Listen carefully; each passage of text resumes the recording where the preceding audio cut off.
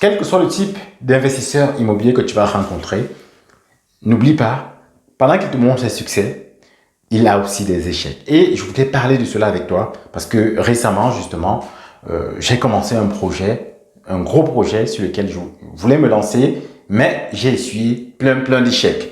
Et je vais te dire les leçons que j'ai pu tirer de cet échec-là et comment j'ai pu rebondir en fait face à cela. Parce qu'un échec ne finit pas toujours par un échec.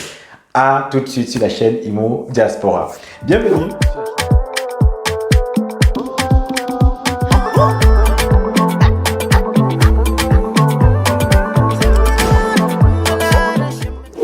Bienvenue sur la chaîne Immo Diaspora, la chaîne qui a pour but d'encourager, d'équiper, de former, d'accompagner la diaspora afin qu'elle puisse investir dans l'immobilier. Et aujourd'hui, je vais te parler de mes échecs. Parce que pendant que j'investis, là je viens de signer un nouvel immeuble. Quand j'en parle aux gens, les gens me disent mais comment tu fais pour avoir des prêts? Mais comment ça se passe? Ce que je vais faire comprendre, c'est que c'est certes, j'ai des prêts, mais j'ai su aussi des échecs. J'ai su des échecs. Justement, je voulais te présenter justement ce projet-là, c'est au mois de janvier ou février. Donc, je suis tombé sur un nouveau projet, un gros immeuble de 400 mètres carrés avec beaucoup de travaux et tout le tralala. J'ai même dépensé de l'argent parce qu'il y avait un mur qui n'était pas très bien là. Et moi, j'ai fait venir un expert où j'ai payé 1000 euros. J'ai payé 1000 euros à cet expert-là pour qu'il me fasse l'expertise. Voilà, j'ai signé le compromis, j'ai fait tout ce qu'il fallait faire, voilà, et après cela, j'ai commencé à démarcher les banques. J'ai démarché les banques, peut-être une dizaine de banques, un peu plus d'une dizaine de banques, peut-être, je sais pas. Mais voilà, j'ai envoyé tous les documents, j'ai fait un dossier propre, estimation locative pour le projet, description du projet, j'ai tout fait. J'ai appelé les banques. Par téléphone, j'ai pris des rendez-vous téléphoniques, j'ai pris des rendez-vous en présentiel, j'ai pris toutes les formes de rendez-vous possibles. J'ai contacté, j'ai tapé à toutes les banques. Mais ce qui se passait, c'est que dès que je présentais ma situation, mon encours, mon état d'investisseur, parce que j'ai déjà un gros encours en termes de prêts, d'endettement au niveau des banques, beaucoup de banques, dès le premier contact, me disaient « Monsieur, c'est pas possible ». D'autres banques ont essayé d'étudier, mais après, c'est pas possible. J'ai rencontré un ou deux courtiers, je pense, hein, ça n'a pas marché. J'ai rencontré des banques dans la ville où je voulais investir, ça n'a pas marché. J'ai rencontré des banques dans ma ville, ça n'a pas marché. C'était chaud. Et entre-temps, justement, comme j'ai des élèves que j'accompagne, j'allais faire une visite pour un élève, toujours avec l'agent immobilier qui m'a fourni ce bien-là. Il avait un autre bien. Donc, je suis allé, j'ai visité. Dès que je suis arrivé pour cet élève-là, j'ai vu le potentiel, un potentiel de fou, un potentiel énorme sur cet immeuble-là. J'ai appelé mes élèves. J'ai dit, voilà, il faut partir sur ce projet-là. Ils ont hésité. Et du coup, là, je me suis dit, mais je suis en train de suivre un échec sur un hyper gros projet-là. Ce projet-ci peut être intéressant. Surtout que avant, j'avais rencontré justement pendant mes contacts avec les banques, j'ai rencontré une conseillère qui avait vraiment le désir de me financer, mais elle m'a fait comprendre que voilà, c'est très compliqué, le projet est très gros, je n'ai pas assez d'apport, voilà. Et je lui ai fait comprendre que mais si je venais avec un projet un peu moindre, que ça peut passer, elle m'a dit oui, ça peut passer avec un projet moindre. Donc ce qui fait que dès que je suis tombé sur ce nouveau projet-là, qui était moindre, parce que le premier projet, on était dans les près de 400 000 euros, alors que ce nouveau projet-là qui est moindre, parce que le premier projet, on était sur un projet de 9 appartements. Je suis tombé sur ce deuxième projet-là avec le même agent immobilier où on était sur 5-6 appartements. Donc, ce qui fait que j'ai vu l'agent immobilier, je lui ai dit voilà, monsieur, voilà, j'ai su des refus, c'est un peu compliqué, mais il faut que je bascule.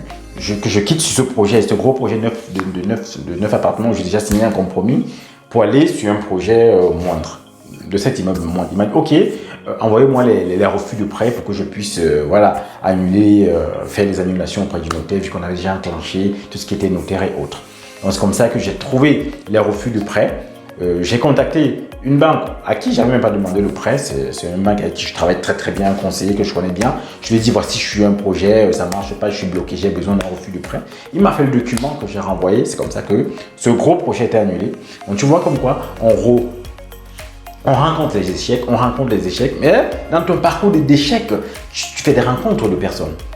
C'est pourquoi il ne faut pas juste se fixer sur ton échec, mais il faut aussi voir savoir saisir les opportunités qui peuvent arriver lorsque tu es dans cette phase d'échec-là. Parce que j'ai essuyé des échecs, des refus et toute forme de choses. Mais pendant ce temps, j'ai rencontré une conseillère bancaire qui m'a donné vraiment l'impression que voilà, elle veut travailler avec moi, elle veut faire quelque chose pour moi. C'est comme ça que j'ai pu rebondir grâce à elle. Donc face à un échec, j'ai pu rebondir parce que j'ai rencontré des personnes, parce que j'allais taper aux portes. Je ne me suis pas juste morfond que vendu que comme quoi mon projet n'avançait pas. Donc je suis allé.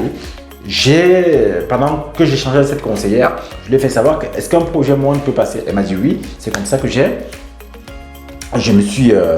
changé en fait de projet et je suis allé sur un projet moindre. Donc c'est comme ça que j'ai changé de projet et je suis allé sur un projet moindre. Donc face à l'échec, tu peux rencontrer le succès. Ce qui fait qu'aujourd'hui, cette banque-là justement, lorsque j'ai signé le compromis de ce nouvel immeuble qui était moindre, je suis allé revoir cette banque-là, on a fait les démarches et aujourd'hui, ils m'ont fait l'offre de prêt. J'ai déjà signé chez le notaire. Je t'annonce justement la sortie justement de la vidéo de mon prochain immeuble. Et dans cet immeuble-là, mon souhait c'est d'entraîner plusieurs personnes dans la diaspora pour les former dans tout ce qui est travaux, division, parce que je vais sortir en septembre à la rentrée ma formation sur la division, une formation complète sur la division où tu vas apprendre comment diviser. Dans cette formation, je te montre mes chiffres, les chiffres de ma précédente division. Je te montre ensuite voilà, les détails de la division sur laquelle je suis en train de travailler et je vais aussi prendre plusieurs pour les amener sur ce chantier-là. Mes artisans ont commencé les travaux. On va travailler sur un vrai projet et tu vas toucher vraiment au concret. Tu vas toucher à du concret et tu vas comme ça pouvoir accélérer parce que moi j'ai pris beaucoup de temps pour apprendre tout ce que j'apprends là, ça m'a pris beaucoup de temps. Mais toi, tu vas apprendre cela en accéléré et comme ça pouvoir l'implémenter assez rapidement sur tes propres projets et de pouvoir comme ça rapidement te générer un salaire avec la division, un salaire avec lequel tu peux vivre. Parce qu'aujourd'hui, moi, mes divisions, c'est ce que ça me génère. Donc, n'hésite pas, inscris-toi. Il y a le lien en bas pour t'inscrire si tu es intéressé par cette formation sur la division. Dès qu'elle va sortir, tu seras en priorité. Il y aura une offre pour ceux-là qui sont inscrits. Je vais faire une offre particulière pour ceux-là qui m'ont laissé leur email pour cette formation. Si tu me laisses ton email, toi, tu auras une offre particulière qui sera différente. Tu auras un coupon qui va te permettre d'avoir une réduction que ceux qui n'ont pas laissé leur email n'auront pas accès. Donc, laisse ton email et dès que la formation va sortir, je te l'envoie rapidement. Tu t'inscris et on commence parce que dès la rentrée, je commence les formations sur le chantier pour ceux-là qui auront pris mes formations. Donc, voilà ce que je pouvais partager avec toi. L'échec n'est pas la fin. L'échec peut aussi être un tremplin pour le succès. À très bientôt sur la chaîne Immo Diaspora.